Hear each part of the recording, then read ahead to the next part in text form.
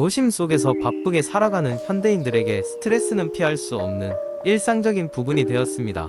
이러한 스트레스를 해소하기 위한 방법 중 하나로 명상과 호흡법이 주목받고 있습니다. 이 이야기에서는 한 직장인 정민의 사례를 통해 명상과 호흡법이 어떻게 효과를 발휘하는지를 살펴봅니다. 정민은 대기업에서 일하는 마케팅 부서 팀장이었습니다. 매일 쏟아지는 업무와 팀원 관리, 상사와의 관계 때문에 그녀의 스트레스는 극에 달했습니다. 점점 무기력해지고 피로감이 쌓이던 그녀에게 친구는 명상을 권유했습니다. 처음에는 다소 의아했지만 시도라도 해보자는 마음으로 정민은 근처의 명상센터를 찾아갔습니다. 명상센터에서 그녀는 마인드풀니스 명상이라는 기법을 배우기 시작했습니다.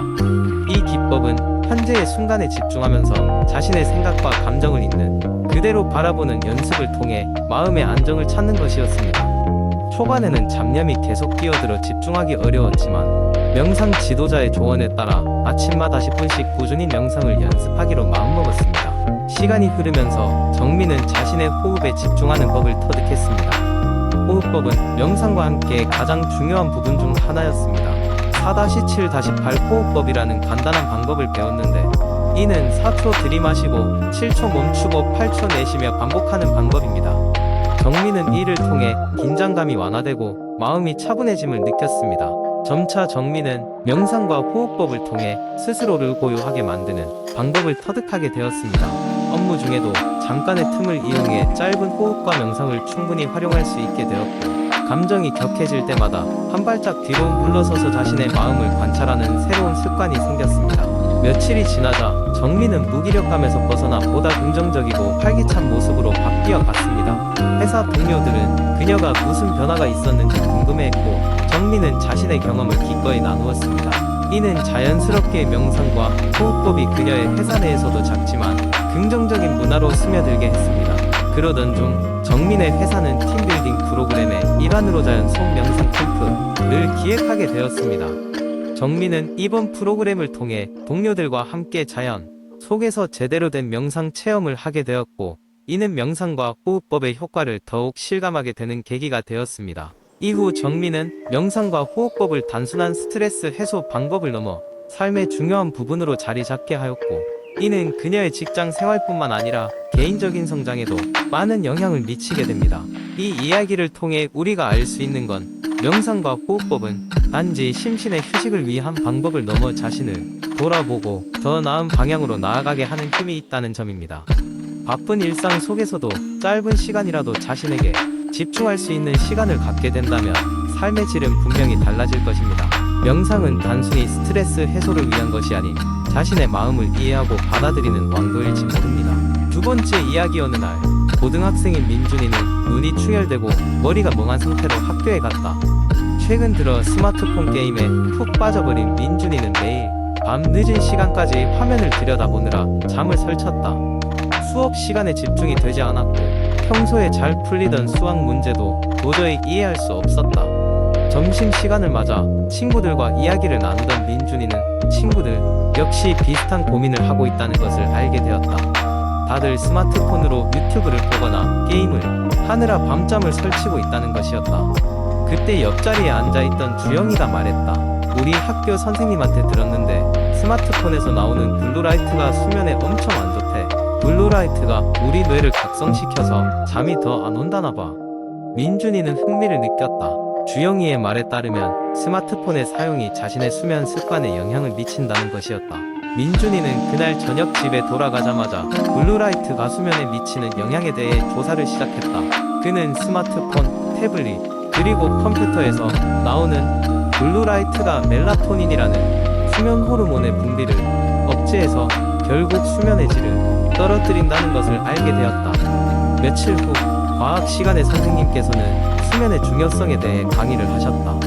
선생님은 학생들에게 숙면이 학습 능력과 기억력에 미치는 긍정적인 효과를 설명하며 충분한 수면이 얼마나 중요한지를 강조했다.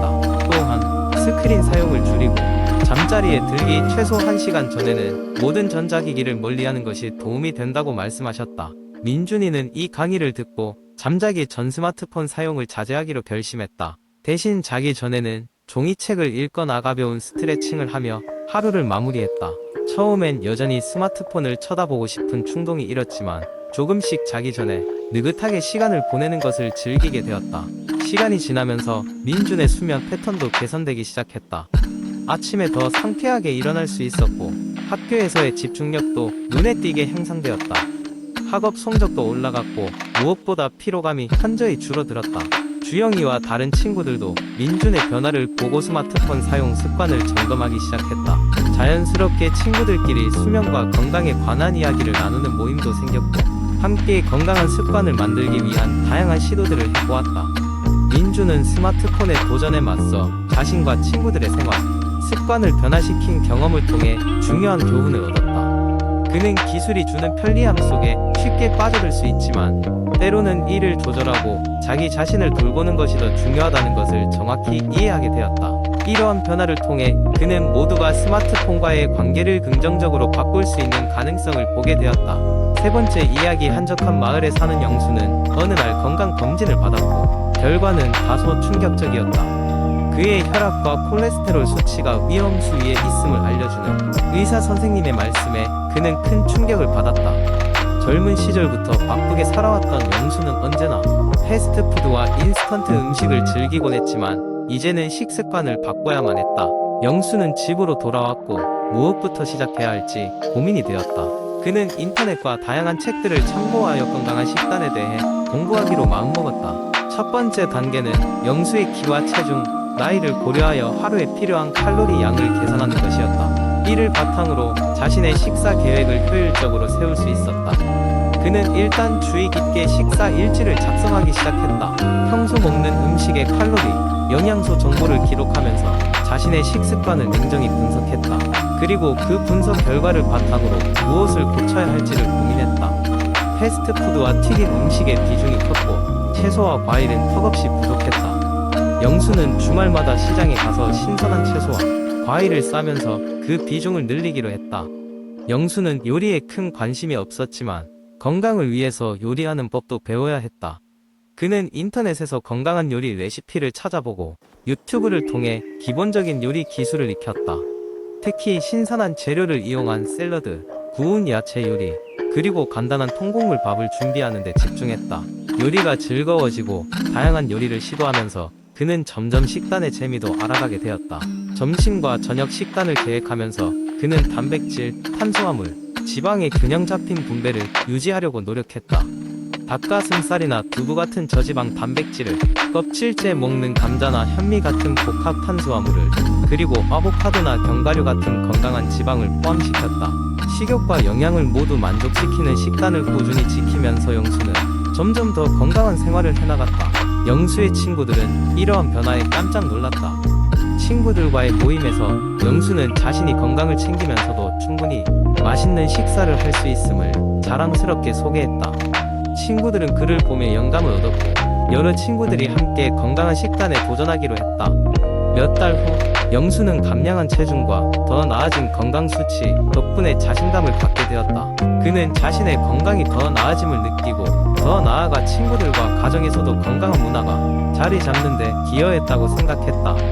그의 여정은 단순한 식단의 변화를 넘어 그의 삶의 질을 높이는 소중한 경험으로 자리매김했다.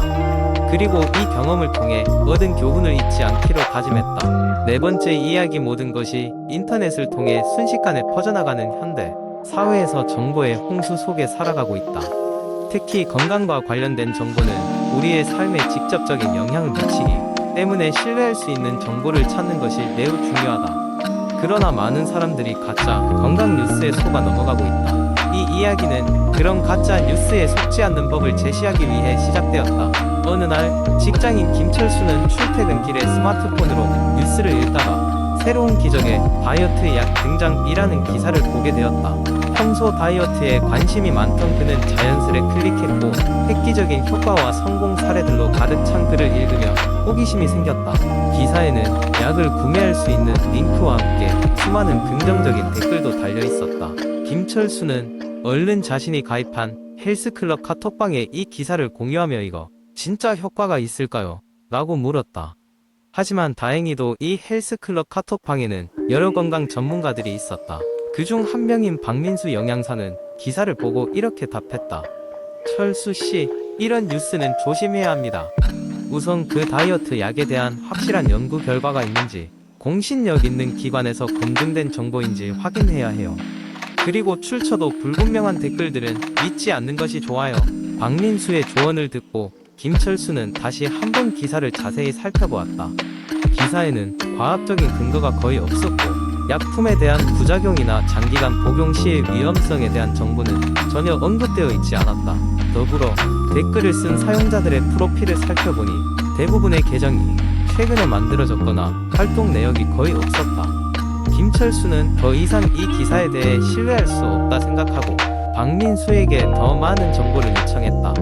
박민수는 이어서 말했다. 가짜 건강 뉴스는 주로 사람들의 공포를 자극하거나 너무 굉장한 효과를 과장하여 많은 클릭을 유도하는 경우가 많습니다. 항상 출처가 명확한지 여러 신뢰할 수 있는 자료와 논문에서 지지를 받는지 확인해야 해요. 또한 의사나 영양사 등 전문가들의 의견을 따르는 것이 중요합니다. 김철수는 그날 이후로 건강에 대한 뉴스를 접할 때마다 이런 조언들을 마음에 새기며 신중하게 정보를 분석하기 시작했다. 그는 신뢰할 수 있는 온라인 플랫폼이나 의학 전문가들이 운영하는 팟캐스트, 유튜브 채널 등을 참고하며 정보를 얻었다. 그리고 무엇보다 중요한 것은 자신의 몸에 직접적인 영향을 미칠 수 있는 건강 관련 정보는 반드시 전문가와 상담하여 검토하고 실행에 옮기는 것이었다. 이렇게 김철수는 가짜 건강 뉴스에 속아 넘어가지 않는 법을 배웠다. 그의 경험담은 주변 사람들에게도 퍼져나갔고 그의 가족과 친구들은 더 이상 인터넷에서 무분별한 건강 정보를 신뢰하지 않게 되었다. 정보의 홍수 속에서 올바른 정보를 취사 선택하는 능력이 갖춰지면서 김철수와 그의 주변 사람들은 더욱 건강하고 현명한 생활을 유지할 수 있었다.